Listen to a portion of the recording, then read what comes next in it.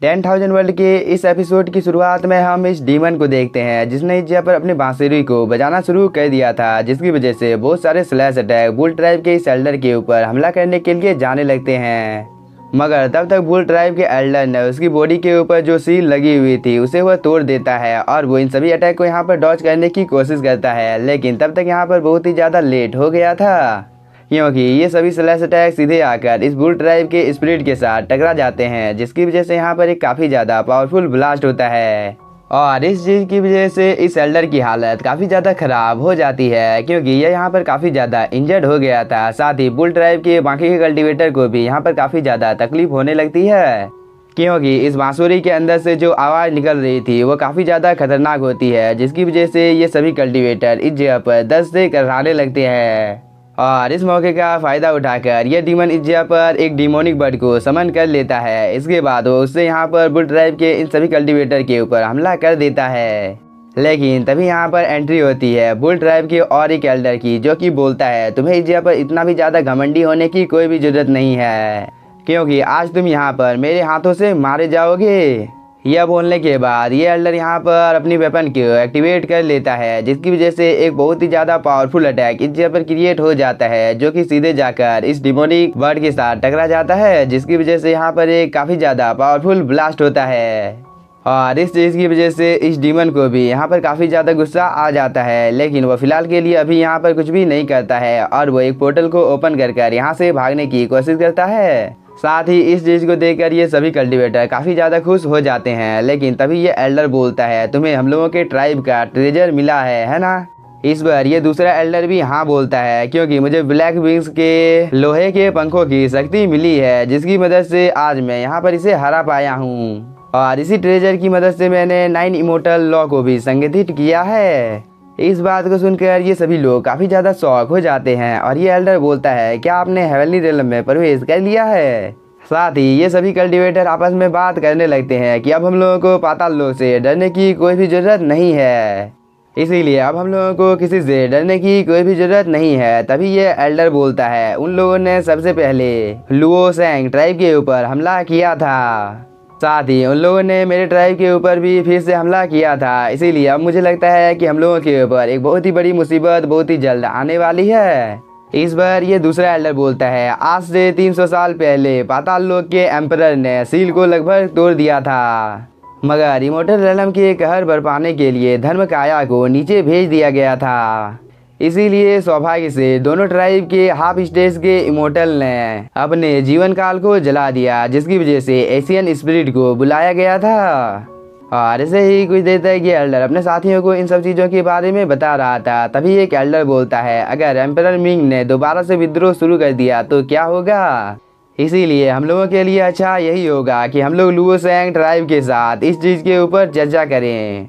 लेकिन यह सीन यहीं पर कट होता है और हम इस लेडी को देखते हैं, जो कि बुल ट्राइब के बारे में हम लोगों को बता रही थी कि बुल ट्राइब के फॉरबिडन रेलम को एक फॉर्मेशन द्वारा कवर किया गया है, इसीलिए हाफ स्टेज का इमोर्टल किंग, जो कि वेपन को नियंत्रित करने की प्रक्रिया पर जासूसी करने में असमर्थ है, इसीलिए अब मुझे नियो चोंगसांग के ऊपर क्या भरोसा करना चाहिए, क्योंकि मुझे तो नहीं लगता है कि यह इंसान भरोसेमंद है। दूसरी तरफ हम इस डीमन को देखते हैं, जो कि अपने मास्टर को बोलते हैं मैंने पहले ही सभी चीज़ों को कर दिया है, बस आपको इस जगह पर एक फॉर्मेशन का निर्माण करना है, इसके बाद आप कार्रवाई कर सकते हैं। इस पर फेरी किंग बोलता है तुमने काफ़ी ज़्यादा अच्छा काम किया है और अगर हम लोग इस चीज़ में सफल रहते हैं तो पाताल लोक में चारों तरफ खून ही खून होगा, जिसकी मदद से तुम बहुत ही लंबे टाइम तक जिंदा रह सकते हो। इस पर ये डीमन बोलता है मास्टर आपने मुझे एक नया जीवन दिया है, इसीलिए उस खलनायक को मरना चाहिए। इस बात को सुनकर फेरी किंग यहाँ पर काफ़ी ज़्यादा हंसने लगता है और वो बोलता है अगर तुम इसी तरह से मेरी सेवा करते रहे तो मुझे पूरा भरोसा है कि तुम फ्यूचर में फेरी लोक के मालिक बन जाओगे।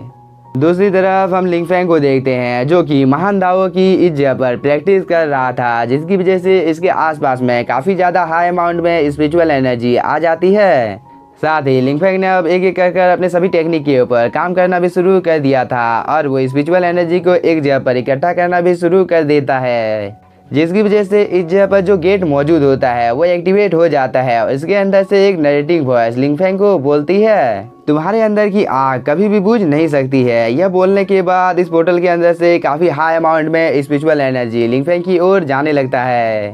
और इस एनर्जी को एब्जॉर्ब करने के बाद लिंगफेंग के सोल सी में यहाँ पर कुछ हलचल होने लगती है, क्योंकि एक एनर्जी बॉल के अंदर से काफी ज्यादा हाई अमाउंट में स्पिरिचुअल एनर्जी बाहर निकलने लगती है, जिसकी वजह से लिंगफेंग इस जगह पर फ्लाई करने लगता है। साथ ही अब बहुत ही तेजी के साथ इस जगह पर जितनी भी ज्यादा स्पिरिचुअल एनर्जी मौजूद होती है वो सभी लिंगफेंग की बॉडी के अंदर में जाने लगती है और इस चीज की वजह से लिंगफेंग की बॉडी में यहाँ पर एक छोटा सा ब्लास्ट होता है, जिसकी वजह से इस जगह का माहौल एकदम शांत हो जाता है, क्योंकि लिंगफेंग ने यहाँ पर ट्रू वंडरलैंड लेवल के दायरे को तोड़ दिया था। इसीलिए अब लिंगफेंग की बॉडी के अंदर से इतनी ज़्यादा टेरिफाइंग एनर्जी बाहर निकल रही थी। साथ ही इस चीज़ को देखकर शाओटियान और लिंगर यहाँ पर काफ़ी ज़्यादा खुश हो जाते हैं और लिंगर बोलती है मेरे पिताजी सच में काफ़ी ज़्यादा टैलेंटेड हैं। यह बोलकर वो यहाँ पर काफ़ी ज़्यादा खुश हो जाती है। साथ ही इन सब चीज़ों को दूर से यह लेडी भी देख रही थी और वो बोलती है आखिरकार इस जगह पर मेरी मेहनत बर्बाद नहीं गई है, क्योंकि लिंगफेंग सच में काफ़ी ज़्यादा टैलेंटेड है और उसने बहुत ही कम टाइम में यहाँ पर ट्रू वंडरलैंड लेवल को भी तोड़ दिया है। दूसरी तरफ हम लिंगफेंग को देखते हैं जो कि अपने नेक्स्ट लेवल को ब्रेक थ्रू करने की इस जगह पर तैयारी कर रहा था। इसीलिए लिंगफेंग अपनी एनर्जी को एक जगह पर इकट्ठा कर उससे आगे की ओर हमला करता है, जिसकी वजह से इस जगह पर एक काफ़ी ज़्यादा पावरफुल अटैक क्रिएट हो जाता है जो कि सीधे लिंगफेंग के ऊपर हमला करने के लिए आ जाता है। लेकिन लिंगफेंग ने टाइम रहते ही अपने आसपास में एक प्रोटेक्टिव बैरियर बना लिया था, जिसकी वजह से यहाँ पर एक छोटा सा ब्लास्ट होता है, मगर लिंगफेंग अभी भी इस जगह पर रुकने को तैयार नहीं था और वो बोलता है अब फायर लॉ को इस जगह पर रिफाइन करने की बारी है। तभी थंडर ड्रैगन लिंगफेंग को बोलता है लॉ सबसे ज़्यादा इम्पोर्टेंट है और इसे सबसे ऊपर रखा जाता है, इसीलिए इस चीज़ की वजह से तुम्हें इस जगह पर काफ़ी ज़्यादा तकलीफ का सामना करना पड़ सकता है। साथ ही इस चीज़ को डिफाइन करना भी बहुत ही ज़्यादा कठिन है। इस पर लिंगफेंग बोलता है यह चीज़ मुश्किल भले ही है लेकिन नामुमकिन नहीं है, इसीलिए मैं किसी भी हालत में लॉ की शक्ति को इस जगह पर डिफाइन करूँगा, क्योंकि मेरे पास कोई भी रास्ता मौजूद नहीं है, क्योंकि किसी भी हालत में मुझे बहुत ही ज़्यादा पावरफुल बनना है। इस बात को सुनकर थंडर ड्रैगन यहाँ पर हंसने लगता है और वो बोलता है तुम थंडर की शक्ति को इस जगह पर दबाने के लिए ग्रेट मान या स्पिरिचुअल एनर्जी का यूज कर सकते हो। तभी लिंगफेंग बोलता है ये तो सबसे ज़्यादा खराब विकल्प है, लेकिन मुझे ना चाहते हुए भी अब इस मेथड का यूज करना होगा। यह बोलने के बाद लिंगफेंग यहाँ पर अपनी पावर को एक्टिवेट कर लेता है, जिसकी वजह से लिंगफेंग की आई का कलर इस जगह पर चेंज हो जाता है। साथ ही लिंगफेंग ने यहाँ पर जेड बटरफ्लाई को भी समन कर लिया था, जिसकी वजह से यहाँ पर एक काफ़ी ज़्यादा पावरफुल फॉर्मेशन बन जाता है और इस मौके का फ़ायदा उठाकर लिंगफेंग यहाँ पर अपनी थंडर की पावर का भी यूज करने लगता है, जिसकी वजह से इस जगह का मौसम अचानक से चेंज हो जाता है और चारों तरफ ठंडर गिरने लगती है और एक चीज़ इस जगह से निकलने की कोशिश करती है, जिसे लिंगफेंग एक प्रोटेक्टिव बैरियर के अंदर में कैद कर देता है, जिसकी वजह से इस प्रोटेक्टिव बैरियर के अंदर में लॉ की शक्ति इकट्ठा हो जाती है और लिंगफेंग इस चीज़ को अपने पास लाकर इसे यहाँ पर एब्जॉर्ब करना भी शुरू कर देता है और इस चीज़ की वजह से लिंगफेंग की बॉडी के अंदर से काफ़ी ज़्यादा टेरिफाइंग एनर्जी बाहर निकलने लगती है और इस चीज़ की वजह से आसमान में चारों तरफ ठंडर गिरने लगते हैं। साथ ही इस मौके का फ़ायदा उठाकर लिंगफेंग यहाँ पर कल्टीवेशन करना भी शुरू कर देता है, क्योंकि इसके बॉडी के आसपास में कई फॉर्मेशन भी बन जाते हैं और लिंगफेंग के हाथों में 2 टाइप की एनर्जी आ गई थी, जिसे देखकर लिंगफेंग भी एक पल के लिए काफ़ी ज़्यादा शॉक हो जाता है, क्योंकि लिंगफेंग ने काफ़ी आसानी के साथ यहाँ पर लॉ की शक्ति को रिफाइन कर लिया था और वो बोलता है क्या यह चीज़ इतनी ज़्यादा आसान थी। तभी फेंगर भी सीधे आकर लिंगफेंग के गले से लग जाती है और वो बोलती है पिताजी फाइनली आपने इस चीज़ को कर लिया है। दूसरी तरफ हम लोग एक सील को देखते हैं, जिसके ऊपर यहाँ पर कई सारे डीमन हमला करने के लिए आ जाते हैं। इस चीज़ को देखकर ये दोनों कल्टीवेटर आपस में बात करने लगते हैं कि किसी ने यहाँ पर सील के ऊपर हमला कर दिया है, इसीलिए जितनी जल्दी हो सके तुम जाकर एम्परर को इस चीज़ के बारे में बता दो। और इस कल्टीवेटर के यह बोलने के साथ ही इसकी मौत इसी जगह पर हो जाती है और यह सीन यहीं पर कट होता है और हम इस लेडी को देखते हैं जो कि लिंगफेंग के साथ मिलने के लिए आई थी। साथ ही वह अपने मन में सोचती है कि लिंगफेंग ने सिर्फ आधे महीने के अंदर में वह ट्रू इमोर्टल के 9 लेवल तक पहुंच गया है, जो कि कोई नॉर्मल बात नहीं है। साथ ही मेरा होली पूल जहां पर काफ़ी ज़्यादा हाई अमाउंट में स्पिरिचुअल एनर्जी मौजूद थी, जो कि अब इस जगह पर ऐसा दिखने लगा है। तभी लिंगफेंग भी अपनी आंखों को खोल देता है और वो इस लेडी को बोलता है सीनियर क्या आप इस जगह पर स्पिरिचुअल लिक्विड की बोतल को देने के लिए आई हैं। इस पर ये लेडी बोलती है, मैंने डिवाइन लेवल के 2 स्पिरिचुअल बोतल को इस जगह पर तुम्हारे लिए लाया है। जैसा कि मैंने तुम्हारे साथ वादा किया था, इसीलिए मुझे उम्मीद है कि तुम भी अपने काम को बखूबी करोगे, क्योंकि अगर हम लोगों के ट्राइब के ऊपर कोई खतरा आता है तो तुम्हें मदद करनी होगी। यह बोलकर वो यहाँ पर उन सभी डीमंस को पकड़ने के लिए बोलती है। इस पर लिंगफेंग अपने मन में सोचता है कि सीनियर का मूड इस जगह पर इतना ज़्यादा खराब क्यों लग रहा है। यह बोलकर लिंगफेंग को यहाँ पर काफ़ी ज़्यादा गुस्सा आ जाता है, क्योंकि लिंगफेंग को यहाँ पर फेंगर की अब काफ़ी ज़्यादा चिंता होने लगी थी। दूसरी तरफ हम फेंगर को देखते हैं, जो कि अभी भी अपने प्रोटेक्टिव बैरियर के अंदर में होती है, जिसे देखकर फेरी किंग बोलता है, एक बार मुझे गॉड लेवल की ब्लड लाइन मिल जाती है तो मुझे इस दुनिया में किसी से भी डरने की कोई भी जरूरत नहीं है।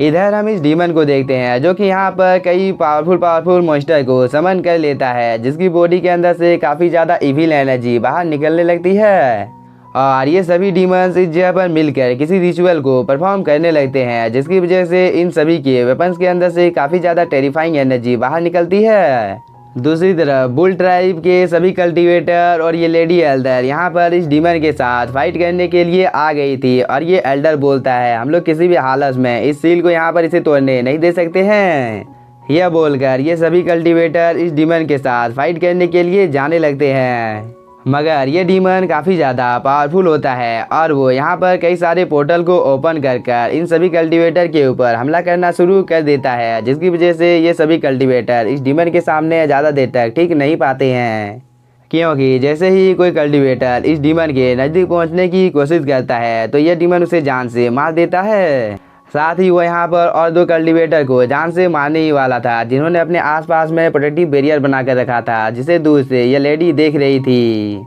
इसीलिए वो यहाँ पर लॉ की शक्ति का यूज करने लगती है, जिसकी वजह से यहाँ पर कई सारे वाटर वॉल्स अपेयर हो जाते हैं, जो कि काफ़ी तेज़ी के साथ इस डीमन के अटैक को यहाँ पर डिस्ट्रॉय करना शुरू कर देते हैं। और कुछ ही देर के अंदर में यहाँ पर इस लेडी ने इस डीमन के अटैक को डिस्ट्रॉय कर दिया था, जिसकी वजह से ये दोनों एल्डर दूर जाकर गिरते हैं। और इन दोनों को भी अब भरोसा हो जाता है कि सीनियर ने यहाँ पर अपनी पावर को दोबारा से रिकवर कर लिया है, क्योंकि वह पहले की तुलना में काफ़ी ज़्यादा पावरफुल है। इधर हम इस सील को देखते हैं, जिसे यह डीमन अब इस जगह पर तोड़ने ही वाला था। साथ ही वह इस लेडी को बोलता है, अब तुम्हें इस जगह पर मरने से कोई भी नहीं बचा सकता है। यह बोलकर वह यहाँ पर अपने एक सीक्रेट टेक्निक को परफॉर्म करने लगता है, जिसकी वजह से आसमान से काफ़ी ज़्यादा चेन इस लेडी को पकड़ने के लिए आने लगते हैं। और इस अटैक को देखकर ये लेडी भी थोड़ी सी डर जाती है। साथ ही वो अपने मल्टीपल स्वॉर्ड फॉर्मेशन को भी यहाँ पर समन कर लेती है, जिसकी मदद से वो यहाँ पर इन सभी चीज़ों को डिस्ट्रॉय करने की कोशिश करती है। मगर तभी यह डीमन इस जगह पर एक सरप्राइज अटैक इस लेडी के ऊपर कर देता है, जिसे देखकर ये लेडी काफ़ी ज़्यादा घबरा जाती है, क्योंकि इसके आसपास में अचानक से कई सारे अटैक अपेयर हो जाते हैं और कई सारे चेन इस जगह पर इस लेडी को जकड़ लेते हैं, जिसकी वजह से इस लेडी को यहाँ पर काफ़ी ज़्यादा प्रॉब्लम होने लगती है, जिसकी वजह से वो अपनी जगह से हिल तक नहीं पा रही थी। और इस चीज़ को दूर से ये कल्टीवेटर भी देख रही थी। इसके बाद वो बोलती है, ये तो half stage immortal king level का एक फॉर्मेशन है, जो कि काफ़ी ज़्यादा पावरफुल है। यह बोलकर वो इस फॉर्मेशन को डिस्ट्रॉय करने के लिए इसकी ओर जाने लगती है। तभी यह डीमन यहाँ पर दोबारा से अपनी पावर को एक्टिवेट कर लेता है और वो बोलता है, तुम लोग इस जगह पर व्यर्थ में ही प्रयास कर रहे हो, क्योंकि तुम सभी की मौत आज इस जगह पर मेरे हाथों से होने वाली है। इसीलिए अब तुम लोगों को यहाँ पर हार मान लेनी चाहिए। यह बोलने के बाद यह डीमन इस लड़की के ऊपर हमला कर देता है, जिसे देखकर बुल ट्राइब के लोगों को काफ़ी ज़्यादा गुस्सा आ जाता है और इन सभी ने भी यहाँ पर अपनी अपनी पावर को एक्टिवेट कर लिया था। इसके बाद ये सभी मिलकर इस डीमन के ऊपर हमला करने के लिए जाने लगते हैं। साथ ही बुल ट्राइब के लीडर ने यहाँ पर अपनी ब्लड लाइन की पावर का भी यूज करना शुरू कर दिया था, जिसकी वजह से एक बहुत ही ज़्यादा पावरफुल बुल स्पिरिट इस जगह पर आ जाता है, जिसे देखकर ये डीमन बोलता है, क्या तुम्हें सच में लगता है कि तुम इस जगह पर अपने ब्लड लाइन की पावर का यूज कर मुझे हरा सकते हो? तो मैं तुम लोगों की जानकारी के लिए बता देता हूँ कि तुम लोग तो सिर्फ इस जगह पर मेरे गॉड के खाना बनने के योग्य हो। इस बात को सुनकर बुल ट्राइब का लीडर यहाँ पर मुस्कुराने लगता है। तभी अचानक से इसके ऊपर पीछे से कोई हमला कर देता है और हम लोगों को पता चलता है ये एल्डर और कोई नहीं, एल्डर जियो होता है, जिसने यहाँ पर बुल ट्राइब के लीडर को जान से मारने की कोशिश की थी। इसीलिए बुल ट्राइब का लीडर बोलता है, एल्डर जियो आखिरकार तुमने ऐसा क्यों किया है? इस बार एल्डर लियो बोलता है, अलविदा मास्टर। यह बोलने के बाद वो यहाँ पर मुस्कुराने लगता है। लेकिन इसी के साथ हम लोगों का यह एपिसोड हो जाता है खत्म। और मैं आप लोगों को बताना चाहता हूँ कि आज से 2 दिन पहले मेरा ब्रेकअप हुआ था और मैं आप सभी को अपना दोस्त मानता हूँ, इसीलिए मैं आप लोगों को इस चीज़ के बारे में बता रहा हूँ कि आपको कभी किसी लड़की से प्यार हुआ है।